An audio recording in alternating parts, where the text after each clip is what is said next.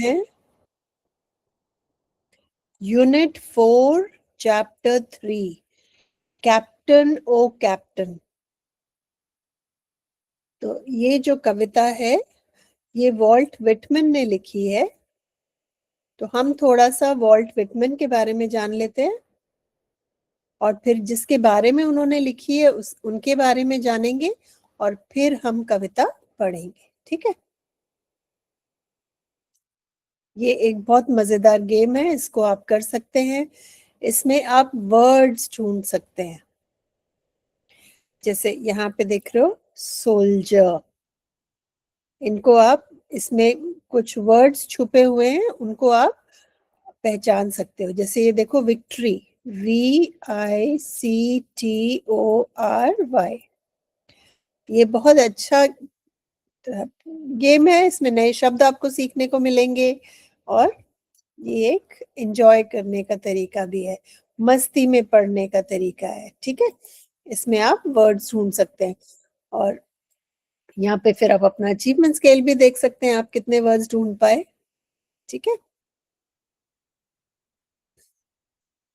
वो कहते हैं बैटल से रिलेटेड वर्ड्स हैं, हॉरिजॉन्टली और वर्टिकली। हॉरिजॉन्टली मतलब ऐसे लंबाई में नीचे की तरफ, और वर्टिकल इज, ठीक है, तो मतलब प्लस के उसमें इस तरह से भी वर्ड हो सकता है और ऐसे ऊपर से नीचे या नीचे से ऊपर भी हो सकता है। तो ये आप अपने फ्री टाइम में इसमें शब्द ढूंढ सकते हैं, बहुत मजेदार गेम है। ओके, पहले वॉल्ट विटमन के बारे में थोड़ा सा जान लेते हैं।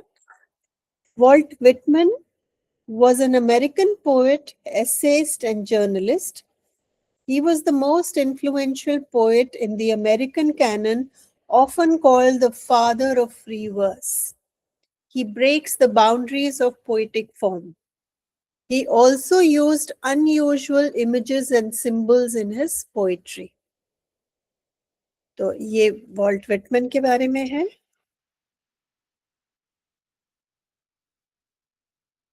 वो एक अमेरिकन पोएट थे, सुन लेते हैं थोड़ा।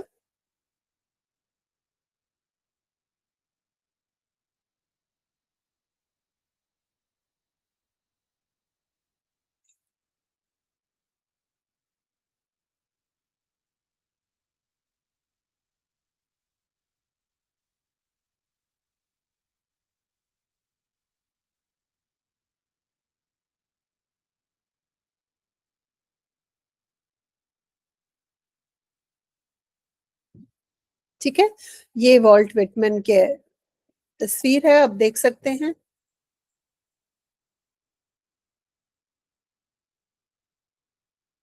इन्होंने ये कविता लिखी है। ऑल राइट, नाउ अब इस कविता के बारे में जानते हैं। The poem is an elegy to the speaker's recently deceased captain. While the nation is celebrating the victory of the battle, the speaker is mourning the loss of its great leader. The poet has made a direct reference to the assassination of Abraham Lincoln after the American Civil War was won. तो पहले तो elegy क्या होती है? Elegy एक वो कविता या गाना होती है जो किसी के गुजर जाने के बाद या किसी की मौत के बाद या किसी बहुत बड़े हादसे के बाद लिखी जाती है। तो उस कविता में अपने दिल का दुख, अपने दिल का दर्द दर्शाया जाता है, उसको कहते हैं एलिजी। और ये किसके बारे में लिखी है उन्होंने? उन्होंने लिखी है अब्राहम लिंकन जो थे, उनकी डेथ हो गई थी, उनको शूट कर दिया था। ये अब्राहम लिंकन है, इनको गोली मार दी थी और जब इनकी हत्या हुई तो इनके बारे में इनको दिमाग में रखते हुए वॉल्ट विटमन ने ये कविता लिखी है।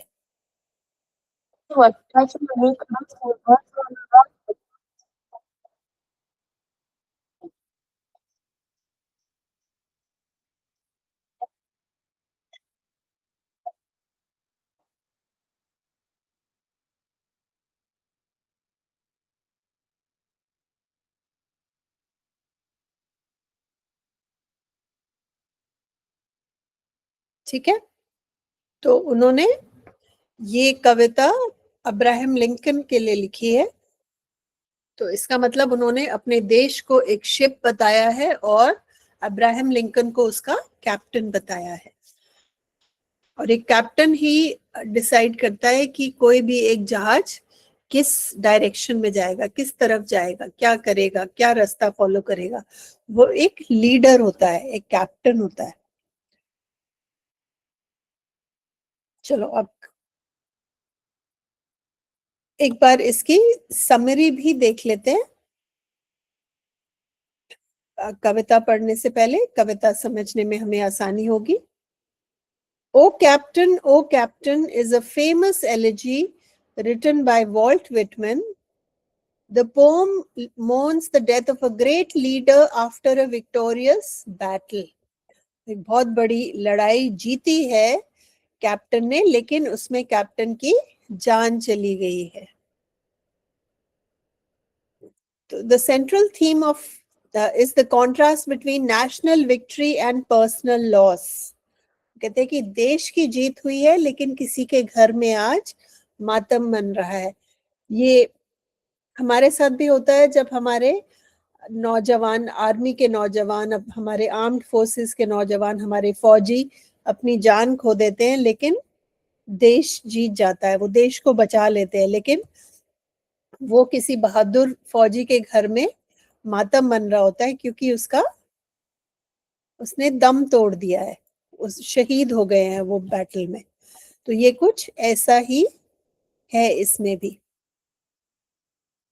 The central theme is the contrast between national victory and personal loss. कितनी मुश्किल स्थिति है, आपका देश जीत गया लेकिन आप पर्सनली हार गए, आपने बहुत बड़ा कोई नुकसान उठाया है। और यहाँ पे नुकसान क्या है? कैप्टन की डेथ। हमारी जो मैं एग्जांपल दे रही थी उसमें नुकसान क्या है? उस फौजी के घर अंधेरा है, उदासी है, क्योंकि उन्होंने अपना एक परिवार का चिराग खो दिया है। उन्होंने फौजी नहीं खोया, उन्होंने बेटा खोया, पति खोया, बाप खोया। तो उनके लिए कितना बड़ा लॉस है। वो देश के लिए खुश है लेकिन अपने लिए वो, अब उनके घर में तो मातम है ही ना।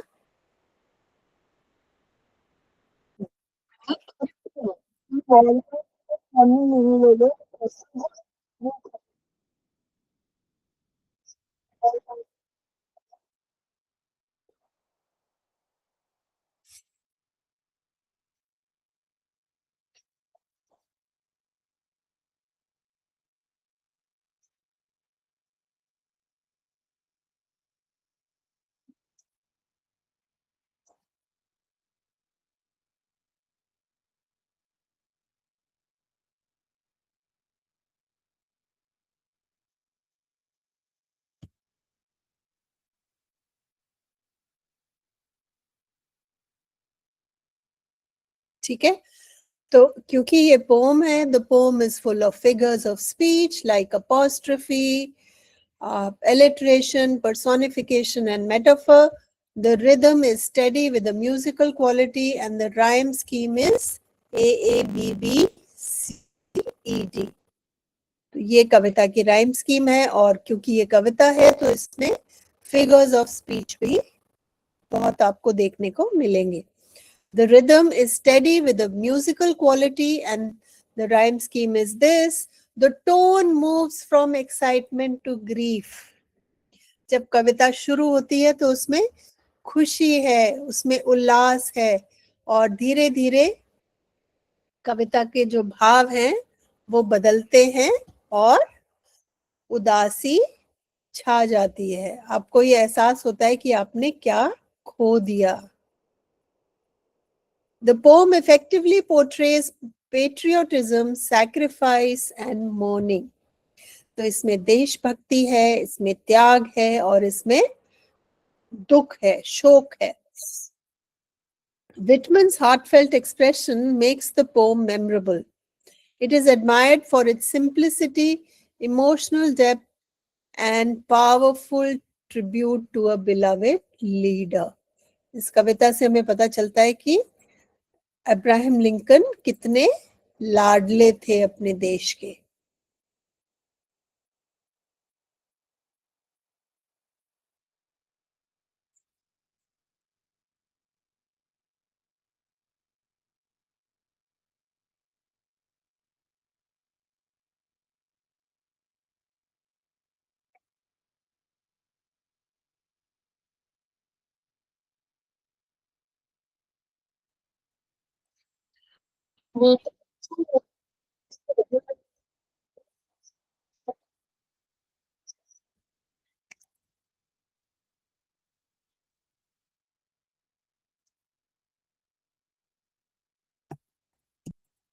ठीक है, ओके। अब हम कविता पे वापस चलते हैं।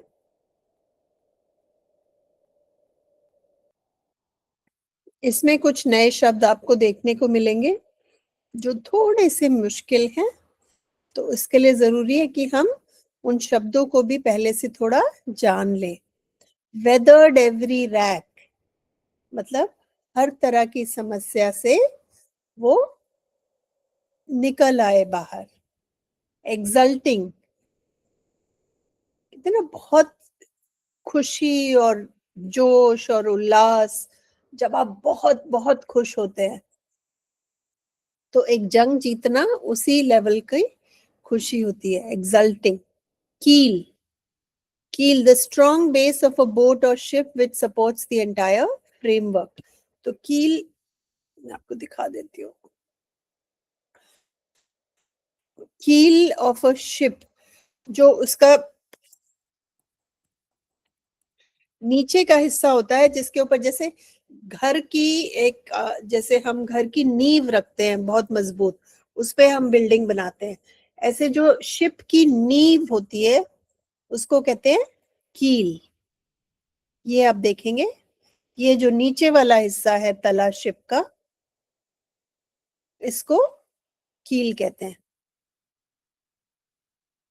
जिसके ऊपर पूरी शिप बनती है। ओके, इसको आप शिप की नींव कह सकते हैं, जहाज जिसके ऊपर बनता है।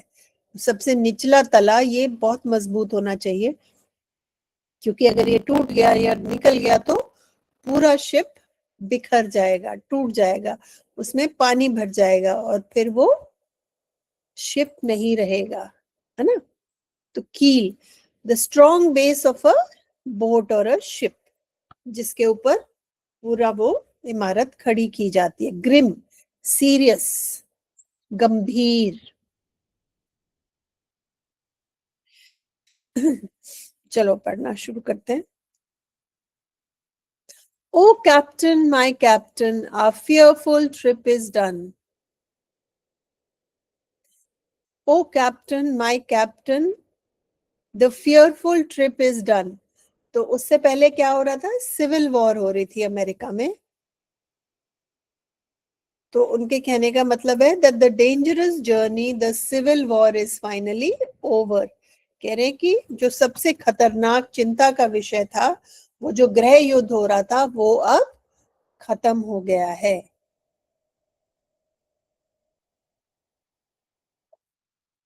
तो ये एक शांति का विषय है, उल्लास का विषय है, हम कहते हैं ना शुक्र है। तो it is a relief for them कि ये गृह युद्ध खत्म हो गया है। The ship has weathered every rack, the prize we sought is won. कहते हैं हमारा जो जहाज है उसने सब तरह की समस्याओं से को झेल लिया है और फाइनली जीत गया है। तो शिप क्या है, शिप है देश। वो एक शिप से कंपेयर कर रहे हैं अपने देश को, और शिप का मतलब है देश, वो अपने देश को शिप कह रहे हैं। And has achieved victory, victory क्या है कि जो अंदर विरोधाभास, जो विरोध चल रहा था, जो आपस में लड़ाइयां चल रही थी, वो खत्म हो गई है और अब शांति है। The nation survived many hardships and achieved victory.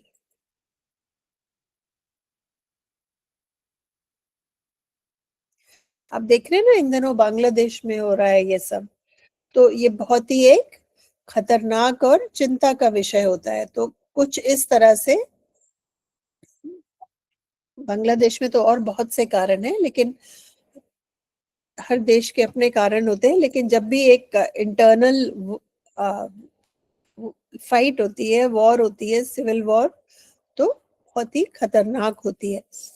तो इसलिए वो कहते हैं the ship has weathered every rack, the prize we sought is won, कि हमें शांति चाहिए थी और वो हमें मिल गई है। हमारा जो जहाज है, हमारा जो शिप है, वो बहुत मुश्किलों से गुजरा है, लेकिन फाइनली हम विजयी हो गए।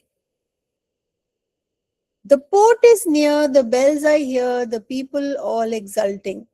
तो जब एक जहाज बहुत दिनों बाद पानी में तैर के आता है और बहुत दिनों तक उन्हें जमीन नहीं दिखती, लोग नहीं मिलते, तो जब उनको पोर्ट दिखना शुरू होता है, उनको जब किनारा दिखना शुरू होता है कि अब हम लैंड पे पहुंचने वाले हैं, तो शिप में लोग खुशी मनाने लगते हैं।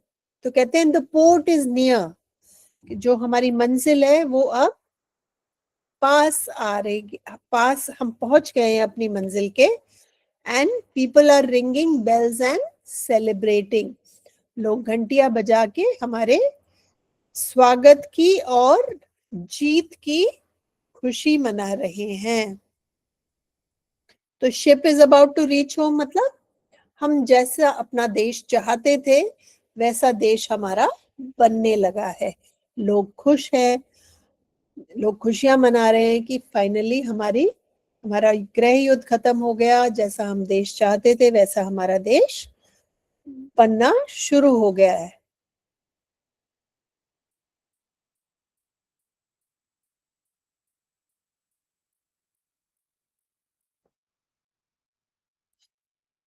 While follow eyes the steady kneel, the vessel grim and daring.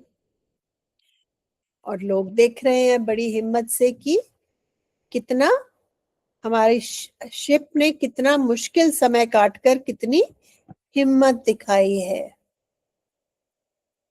पूरे देश के लिए बहुत मुश्किल समय होता है ना जब गृह युद्ध हो जाता है।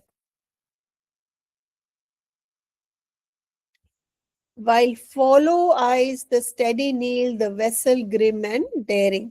तो कहते हैं ये हमारे देश की हिम्मत है कि वो इस तरह की मुश्किल से का सामना कर पाया और उससे बाहर निकल गया।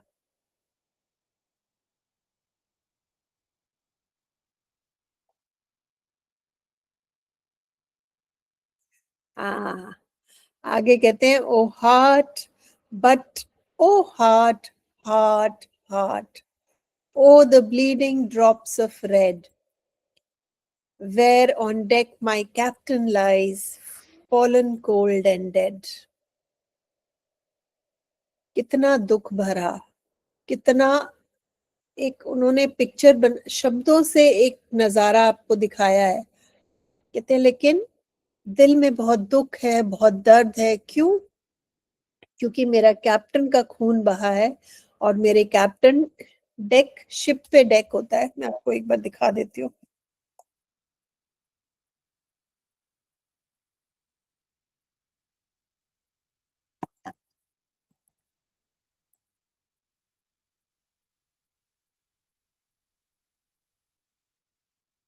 डेक होता है ये शिप के ऊपर, यहाँ जब सब खड़े होते हैं, टॉप मोस्ट ये। इसके नीचे तो कमरे वगैरह होते हैं जहाँ लोग रहते हैं। ये आप देखेंगे ये शिप है, ये डेक है, ये शिप का डेक है। तो कहते हैं डेक पे, हमारी शिप के डेक पे हमारे कैप्टन खून से लहूलुहान पड़े हैं।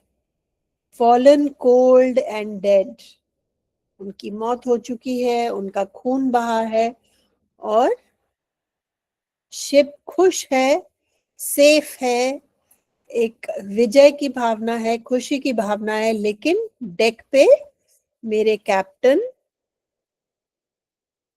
की मौत हो चुकी है इसी लड़ाई में, इसी वॉर में। माई captain is dead. And who is the captain? Captain वो कह रहे हैं अब्राहम लिंकन को। एक बार इसकी ट्रांसलेशन सुन लेते हैं।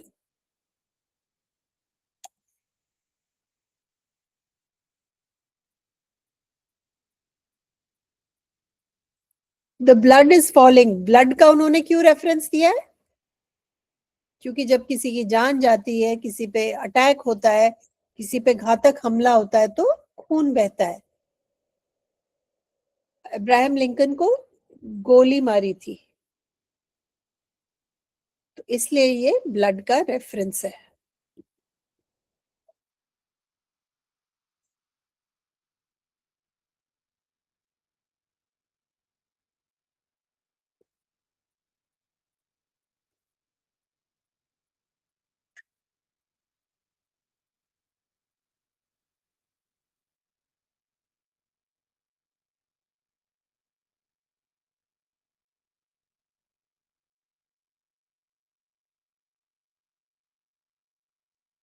कहते हैं कैप्टन फॉलन कोल्ड, माने वो मर चुके हैं, मरने के बाद उनका शरीर ठंडा हो चुका है, तो he is fallen cold and dead. उनकी मौत हो चुकी है, वो शहीद हो चुके हैं, उनकी जान जा चुकी है। तो आपने देखा इन 4 लाइनों में खुशी, हर्ष, उल्लास था, एक जीत की भावना थी। लेकिन यहाँ आते आते कवि हमें ये भी एहसास दिलाता है कि ये जो जीत है ये सस्ते में नहीं आई है, ये बहुत महंगी पड़ी है। और इसका हमने क्या कीमत चुकाई है? हमारे जो कैप्टन है उन्होंने अपनी जान खोई है। ठीक है, तो इसमें खुशी की भावना है, और अगली ही 4 लाइनों में बहुत ही दुख और उदासी और एक दिल को बहुत भारी कर देने वाली उन्होंने शब्दों से एक पिक्चर बनाई है हमारी आंखों के सामने। O captain, my captain, rise up and hear the bells, rise up, for you the flag is flung, for you the bugle trills, for you bouquets and ribbon wreaths, for you the shores are crowding, for you they call a swaying amass, their eager faces turning. तो वो अपने captain को कहते हैं कि आप captain उठिए, देखिए सब खुशियों से घंटियां बजा रहे हैं हमारे स्वागत के लिए, हमारे देश का झंडा लहरा रहा है, जीत के बुगल बज रहे हैं। बिगुल बजाते हैं ना, जीत होती है जब, कहते हैं वो हमारे झंडे फहराए जा रहे हैं, खुशी के बिगुल बजाए जा रहे हैं, लोग घंटियां बजा रहे हैं, आप उठ के ये सब जश्न और खुशी देखिए। For you bouquets and ribbon wreaths, रीत होते हैं वो गोल वाले जो हमने देखा ना प्रधानमंत्री चढ़ाते हैं अमर ज्योति पे, अमर जवान ज्योति पे, वो एक, इसको कहते हैं रीत। इस तरह के फूल आ, उनपे चढ़ाए जाते हैं, जो लोग शहीद हो जाते हैं या जो इस दुनिया में नहीं रहते, उनके उनको इस तरह की रीत चढ़ाई जाते हैं, इसको रीत कहते हैं। ये फ्लावर्स से, अलग अलग फ्लावर्स का अलग अलग सिग्निफिकेंस होता है। ये क्रिसमस पे भी लोग यूज करते हैं, लेकिन इस तरह से के फूलों की रीत शहीदों पर भी चढ़ाए जाते हैं। तो वो कहते हैं कि आप देखिए, आपके लिए फूलों के गुलदस्ते आ रहे हैं, फूलों के रिबन लगी हुई रीत्स आ रही हैं। For you the shores are crowding, लोगों की भीड़ आ रही है, सब आपसे मिलना चाहते हैं, आपसे बात करना चाहते हैं, आपको मुबारकबाद देना चाहते हैं, आपको देखना चाहते हैं। For you they call the swaying mass, their eager faces turning. कहते वो आपको, आपकी तरफ देख रहे हैं, आपको सुनना चाहते हैं, आपको देखना चाहते हैं। आप उठिए और अपनी जनता से मिलिए, उनकी खुशी का हिस्सा बनिए। आपके बिना ये खुशी अधूरी है। आपने इस जहाज को, क्या लीडर बन के आपने सबको रास्ता दिखाया है। आपकी वजह से हम ये जीत, हमारी जीत हुई है, और आज आप ये सब हमारे साथ इसमें शरीक नहीं हो रहे हैं। आप उठिए और ये सब हमारे साथ देखिए।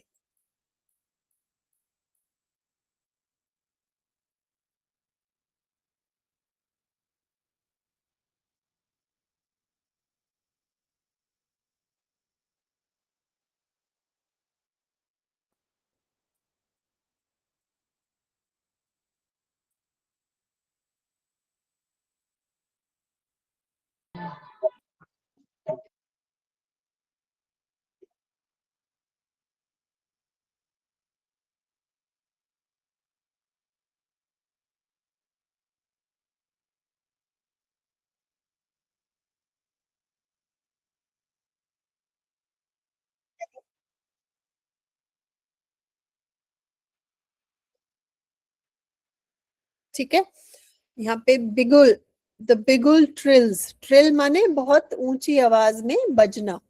मैं आपको बिगुल दिखा देती हूँ। ये बिगुल होता है। हमारे यहाँ शंख बजता था पुराने जमाने में जब लड़ाइयाँ होती थी। और बाहर ये बिगुल बजता है जब जीत या खुशी का माहौल होता है। ठीक है, तो वो कह रहे हैं कि चारों तरफ झंडे लहरा रहे हैं, ब्यूगल बज रहे हैं, घंटियां बज रही हैं, फूल बरसाए जा रहे हैं। आप उठ के ये सब देखिए। Here, Captain, dear father, this arm beneath your head. It is some dream that on the deck you've fallen cold and dead. तो वो कैप्टन को यहाँ पे फादर भी बता रहे हैं, क्योंकि he is the father of the nation. जैसे हम महात्मा जी को फादर ऑफ द नेशन कहते हैं, तो वो कह रहे हैं कि आप इस हमारे देश के पिता समान हैं। This arm beneath your head, it is some dream that on the deck you fallen cold and dead. तो कह रहे हमें विश्वास ही नहीं हो रहा कि आप सच्ची में, आपकी मौत हो चुकी है। तो बहुत प्यार से उनको पिताजी कहकर बुला रहे हैं, क्योंकि वो उनको एक पिता की तरह देखते हैं, देश के पिताजी की तरह। और वो कोशिश करते हैं कि अपने हाथ से उनके सर को सपोर्ट करें, जैसे हम प्यार से ऐसे अपना हाथ लगा देते हैं ना सर के नीचे, अपने बच्चे के नीचे, अपने भाई के नीचे, बहन के नीचे, मम्मी के नीचे, पापा के, क्योंकि वो सो रही है, उनको सर पे सहारा दे दें। तो वो कैप्टन वो करने की कोशिश करते हैं कवि। और वो कहते हैं कि ये कैसा बुरा सपना है कि चारों तरफ इतने हर्ष खुशी का माहौल है और आप यहाँ पर, आपकी मौत हो चुकी है। वो कहते हैं कि हमें तो ये हजम ही नहीं हो रहा कि ऐसा कुछ हुआ है। हमें लग रहा है कि ये कोई बुरा सपना है, और हम उठेंगे और ये सपना टूट जाएगा।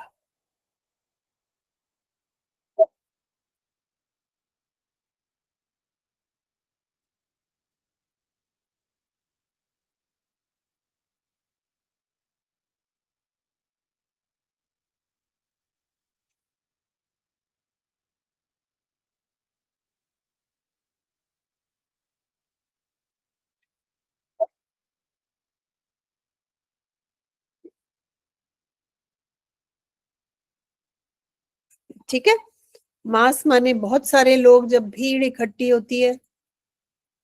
सम ड्रीम यहाँ का मतलब है कि बहुत ही अजीब, अद्भुत, अविश्वास से भरी घटना जो समझ ही नहीं आ रही, जो हजम ही नहीं हो रही, जो विश्वास ही नहीं हो रहा हमें कि ऐसा कुछ हुआ है। मोurnफुल माने जिसकी हम शोक मनाते हैं, जिसका हम दुख मनाते हैं, तो दुख भरी, शोक भरी, बहुत ही भारी और उदासी भरी घटना। My captain does not answer. His lips are pale and still.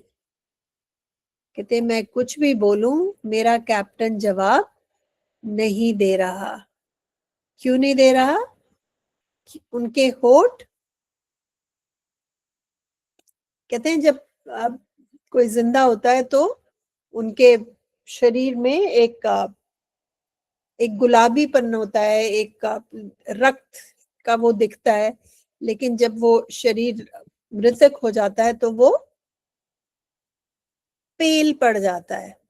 तो कहते हैं मेरे कैप्टन बोल ही नहीं रहे हैं, उनके लिप्स पेल हो गए हैं, बिल्कुल ऐसे लग रहा है कि उनमें कोई खून नहीं है, और स्टिल मतलब वो होंठ अब बोल नहीं रहे हैं। क्यों नहीं बोल रहे हैं? क्योंकि उनकी मौत हो चुकी है। लेकिन कहते हैं मैं कुछ भी बोलूं, मेरा कैप्टन किसी भी मेरी बात को ना सुन रहे हैं, ना जवाब दे रहे हैं, बिल्कुल शांत हैं, उनके होंठ नहीं हिल रहे हैं। क्यों नहीं हिल रहे हैं? क्योंकि उनमें अब जान ही नहीं है। My father does not feel my arm. He has no pulse nor will. कहते हैं मेरे पिताजी, यहाँ पे उनको पिताजी बोल रहे हैं, कहते हैं मैं अपने पिता के सर के नीचे अपनी बाह लगा रहा हूं, लेकिन उनको उसका भी एहसास नहीं हो रहा है, क्योंकि उनमें ना पल्स है और ना उनमें अब कोई किसी तरह का विचार या इच्छा है। क्यों? क्योंकि वो मर चुके हैं।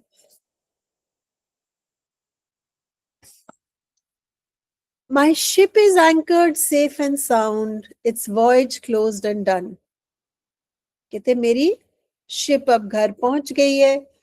जब शिप पहुंच जाती है किनारे तो उसको एंकर कर दिया जाता है। एंकर एक ऐसा वो होता है जिससे वो उसको कहीं अटका देते हैं ताकि वो पानी में आगे ना बहे। तो कहते हैं मेरी शिप एंकर हो गई है, हमारी जो ये यात्रा थी वो पूरी हो गई है, खत्म हो गई है, और सब सही सलामत मेरी जो ये जहाज है हमारा जो वो किनारे पे पहुंच गया है। यहाँ पे जहाज किसको बोल रहे हैं? वो अपने देश को। From fearful trip the victor trip comes in with object one. कहते एक बहुत ही खतरनाक डरावनी ट्रिप से ये शिप विजयी होकर आई है।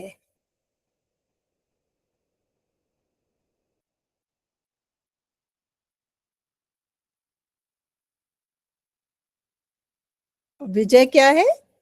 विजय है कि उन्होंने जो गृह युद्ध था वो जीत लिया है।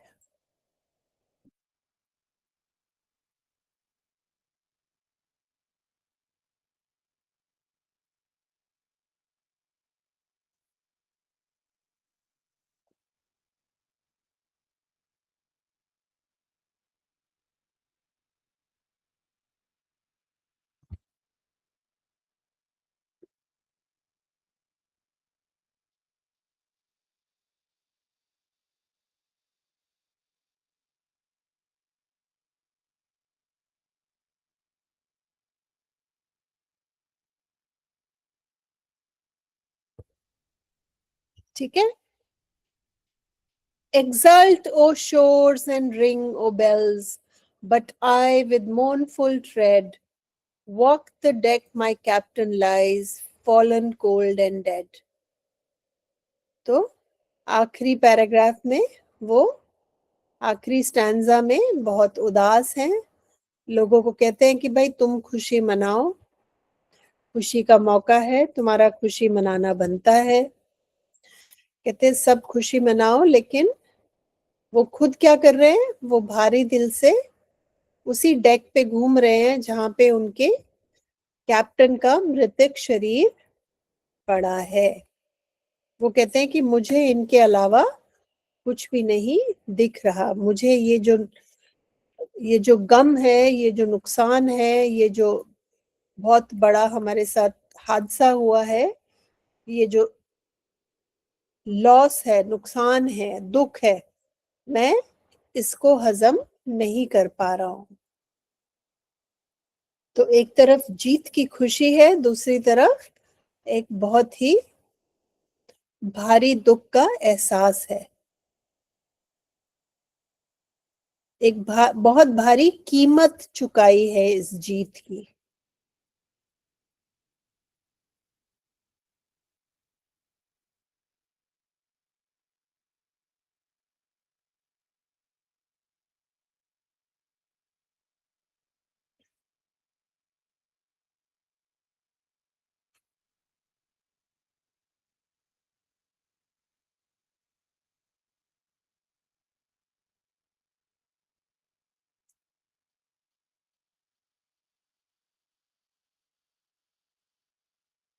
ठीक है, तो यहाँ पे कविता समाप्त होती है। तो कविता में आप देखते हैं कि खुशी और दुख के भाव एक साथ कवि ने दर्शाए हैं। तो एक तरफ जहां देश के लिए खुशी है, वहां अपने लिए बहुत बड़ा एक नुकसान की भावना है कि हमारे देश ने, हमारी शिप सही सलामत आ गई लेकिन हमने अपना कैप्टन खो दिया। ओके, अब क्वेश्चंस पे आ जाते हैं। Pick out from the poem all the words related to ship. कविता में शिप से रिलेटेड जो भी शब्द हैं उनको आप यहाँ पर लिस्ट कर दीजिए। ठीक है, जैसे कैप्टन में शब्द है,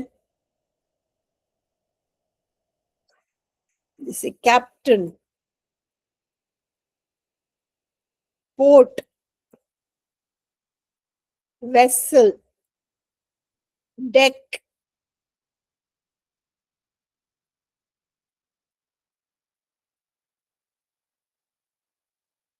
एंकर, वॉयज, शोर्स, डेक हम कर चुके हैं।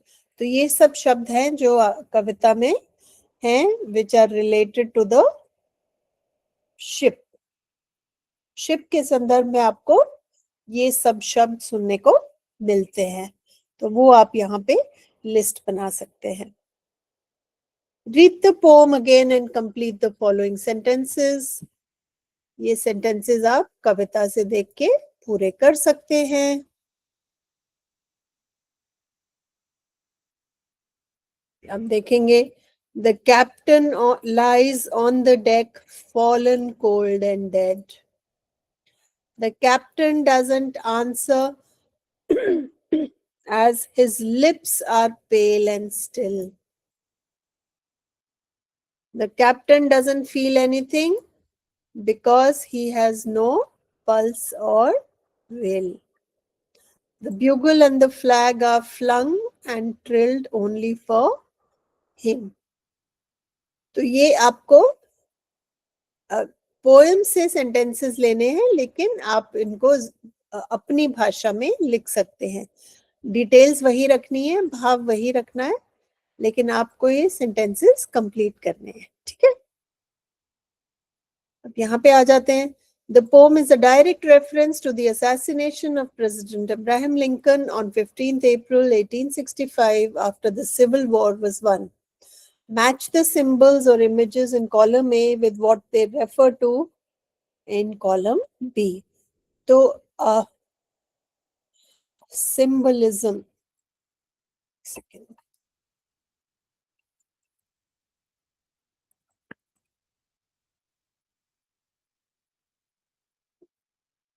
ठीक है। कविता में हमने प्रतीकात्मकता बहुत देखी है। जैसे शिप, वो किसको कह रहे हैं? शिप वो कह रहे हैं अपने देश को, United states of America. Fearful trip या वॉयज किसको कह रहे हैं? वो जो खतरनाक सिविल वॉर हुई है, गृह युद्ध हुआ है। पोर्ट किसको कह रहे हैं? पोर्ट वो कह रहे हैं विक्ट्री।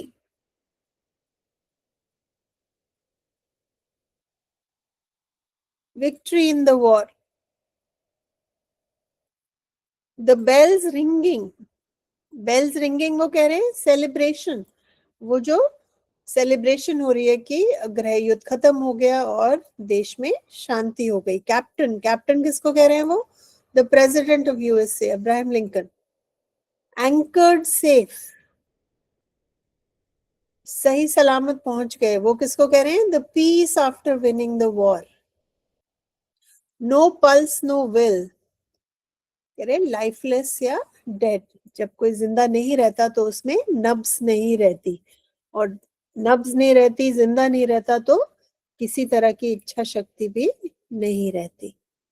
ठीक है, तो ये उन्होंने प्रतीकात्मकता इस्तेमाल की है। एक शिप को अपने देश से, शिप को देश का प्रतीक बनाया है। Figure of speech, apostrophe exists throughout the poem. Pick out the lines where the poem directly addresses the dead captain. तो कविता में कुछ हिस्से हैं जहां पे वो डायरेक्टली अपने कैप्टन से बात कर रहे हैं, और कैप्टन तो डेड है। तो कौन सी लाइंस है वो जिसमें वो कैप्टन से बात कर रहे हैं? O captain, my captain, rise up and hear the bells. क्या कैप्टन उनकी बात सुन सकते हैं? नहीं, कैप्टन का तो देहांत हो गया, उनकी मौत हो चुकी है, वो शहीद हो चुके हैं। लेकिन वो अपने कैप्टन से डायरेक्टली बात कर रहे हैं। O captain, my captain, rise up and hear the bells. और दूसरी जगह वो कहते हैं हियर कैप्टन डियर फादर, उनको डायरेक्टली डियर फादर कह के भी वो एड्रेस कर रहे हैं। Lines address to his grief, कौन सी लाइंस में उनका जो गहरा दुख है वो हमें देखने को मिलता है? एक तो वो लाइन जिसमें वो कहते हैं ओ हार्ट हार्ट हार्ट, कहते हैं मेरा दिल बैठा जा रहा है, मेरे मुझसे ये बात हजम ही नहीं हो रही, मुझे ये समझ ही नहीं आ रहा, मुझे विश्वास ही नहीं हो रहा कि हमारे कैप्टन नहीं रहे, हमारे माय फादर इज नो मोर। बहुत ही गहरे दुख का एहसास उन्हें हो रहा है। और दूसरी जगह वो कहते हैं O the bleeding drops of red, वो एक, जब खून बह रहा होता है तो उसको देख के दिल दहल जाता है ना?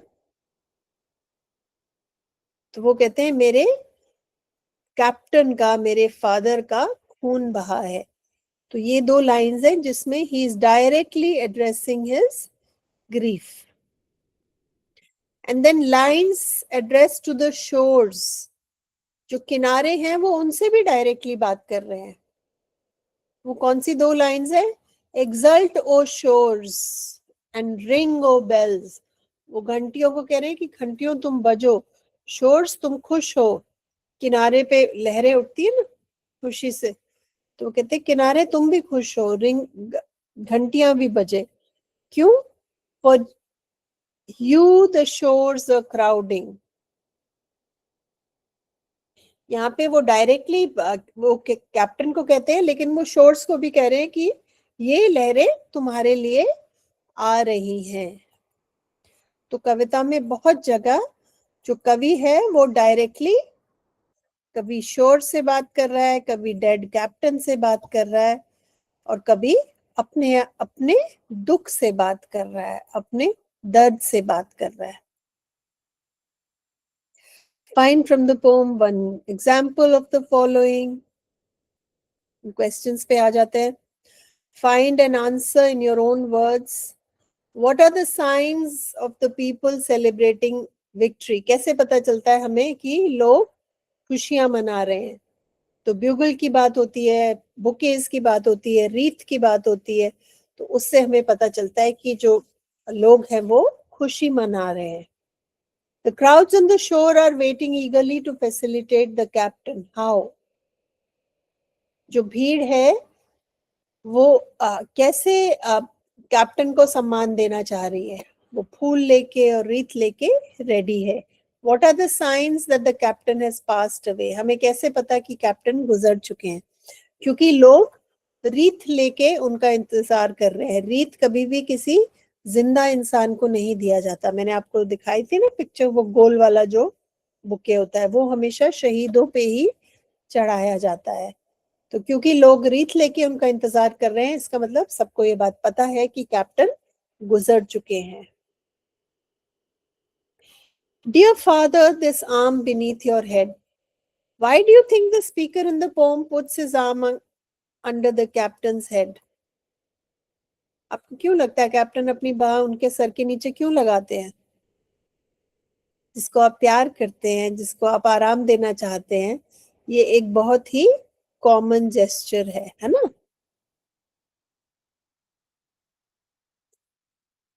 He does it out of love and respect. और क्योंकि उनको ये हजम नहीं हो रहा कि उनकी मौत हो चुकी है।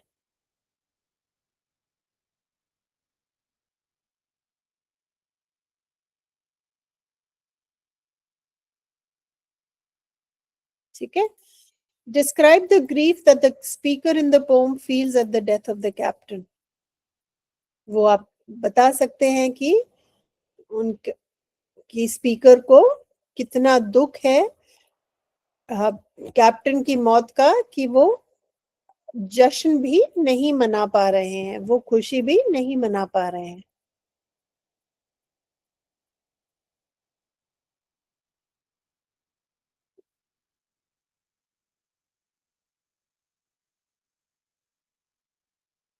ठीक है, ये याद रखना है कि ये जो विजय है ये बहुत बड़े व्यक्तिगत नुकसान से मिली है।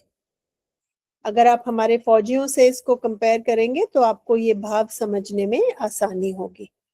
तो क्लास के बाद बेटा ये रिसोर्सेज मैं आपके साथ शेयर कर दूंगी। तो आप होमवर्क के लिए क्वेश्चन 1, 2, 3, 4 का ए एंड बी दोनों, और नहीं 4 का सिर्फ ए और 5, ये आप होमवर्क के लिए कर सकते हैं। और यहाँ पे आप शिप के कैप्टन को देश के लीडर से कैसे कंपेयर किया है उन्होंने कविता में, आप यहाँ पे इसको वेन डायग्राम बना सकते हैं। ठीक है, क्लास यही संपन्न होती है। क्लास के बाद ये रिसोर्स आपके साथ शेयर कर दिया जाएगा। ठीक है बेटा, गाइस जिसको क्लास में मजा आया, समझ में आया, मुझे थम्स अप करो। जिसको नहीं समझ में आया वो थम्स डाउन करो। हम सबको समझ आया मैडम। बहुत अच्छी बात है, अच्छे से रिवाइज करना बेटा। Love you all, take care, God bless, bye.